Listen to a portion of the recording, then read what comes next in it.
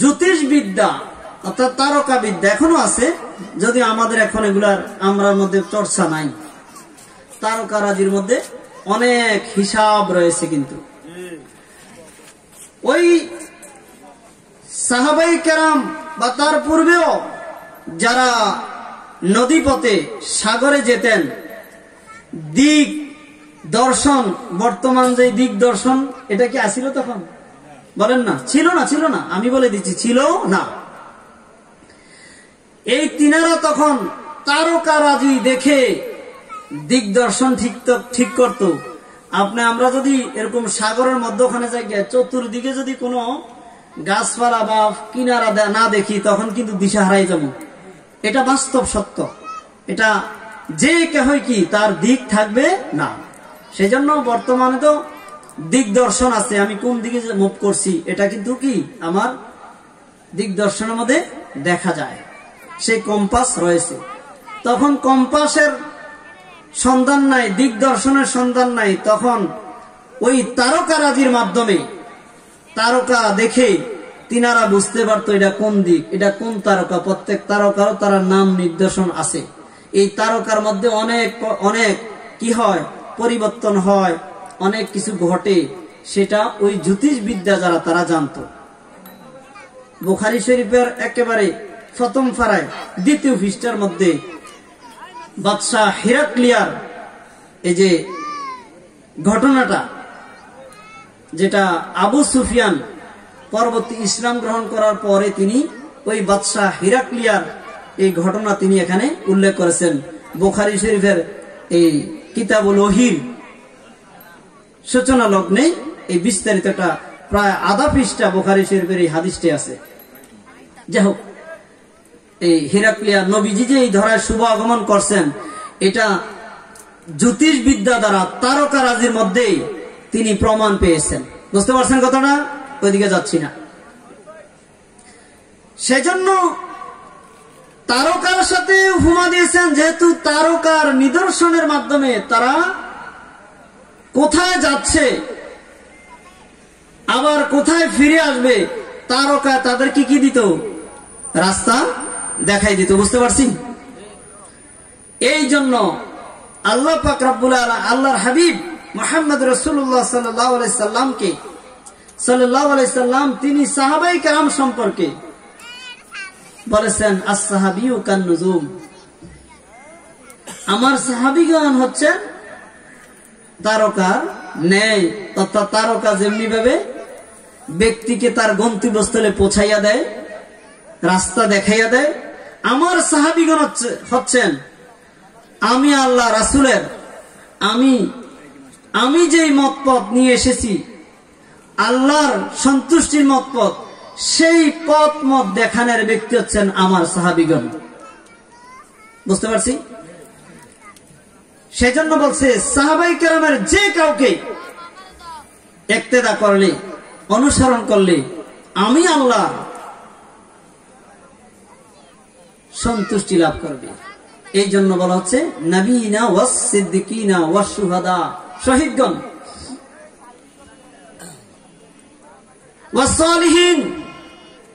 এই সালিহিন এর ব্যাখ্যা এটা বহু বচন। সালিহিন সৎ লোক, ভালো লোক।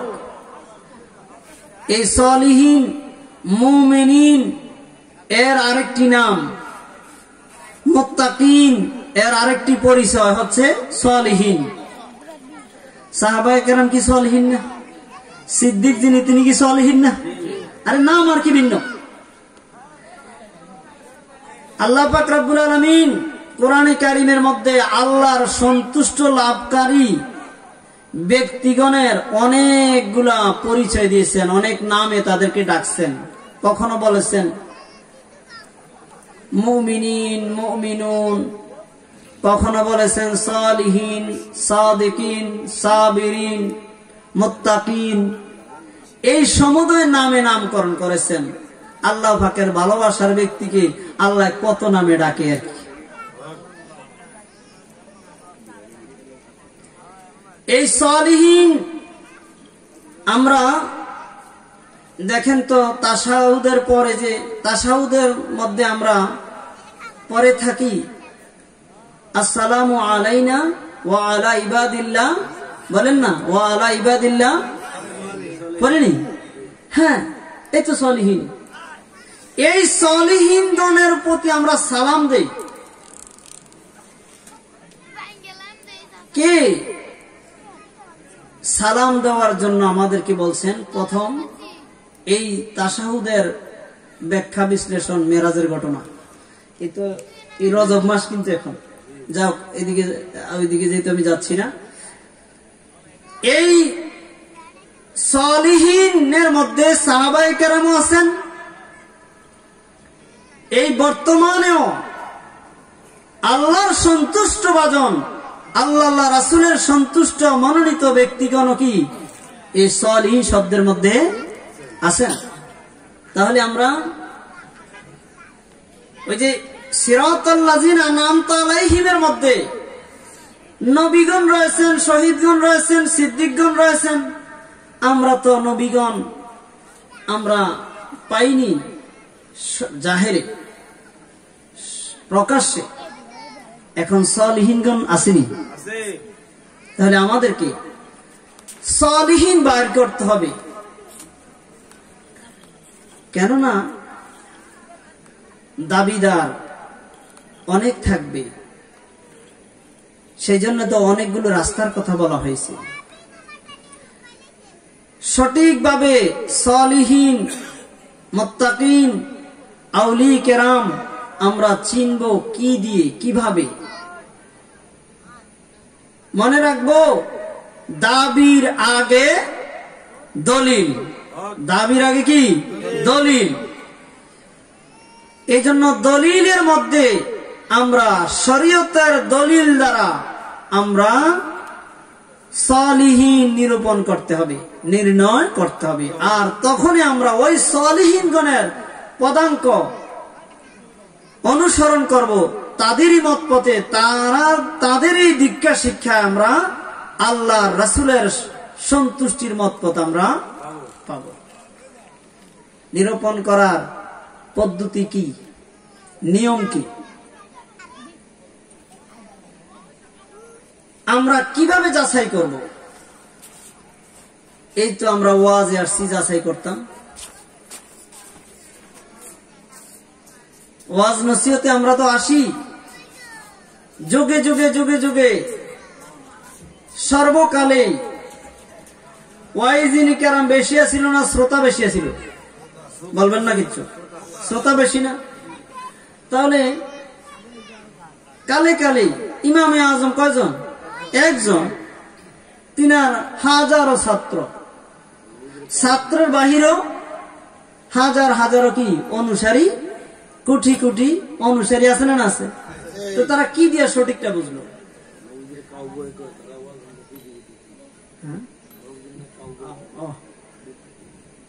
নাউযুবিল্লাহি মিন যালিক।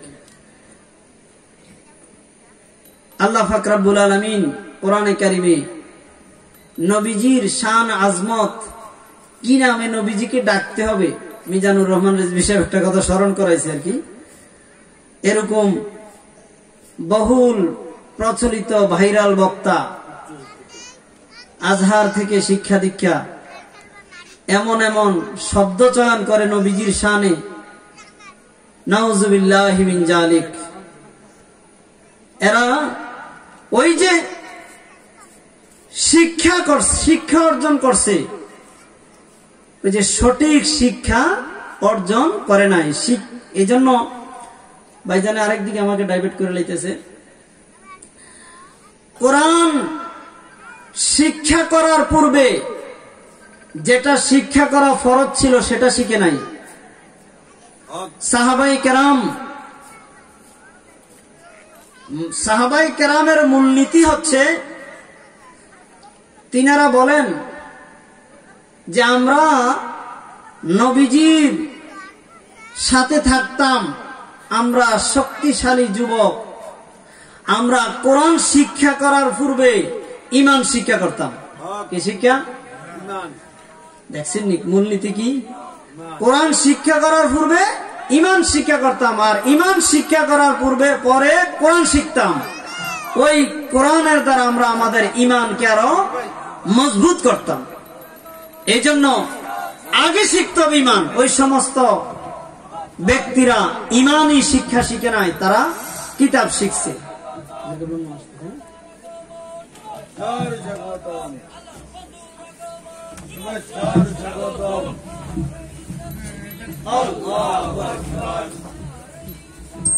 नारे तकबीर अल्लाहु अकबर, नारे रिसालत या रसूल अल्लाह, रेजबिया दरबार शरीफ जिंदाबाद जिंदाबाद, रेजबिया हुसैनिया दरबार शरीफ जिंदाबाद जिंदाबाद, प्रधान अतिथिर আগমন শুভেচ্ছা স্বাগতম, হুজুর কেবলার আগমন শুভেচ্ছা স্বাগতম, নায়েবে রেজবির আগমন শুভেচ্ছা স্বাগতম, আতায়ে রেজবির আগমন শুভেচ্ছা স্বাগতম, এলাকাবাসীর পক্ষ থেকে লাল গোলাপ শুভেচ্ছা, রাজাপুরবাসীর পক্ষ থেকে লাল গোলাপ শুভেচ্ছা, 17তম উরুস মুবারক সফল হোক সফল হোক।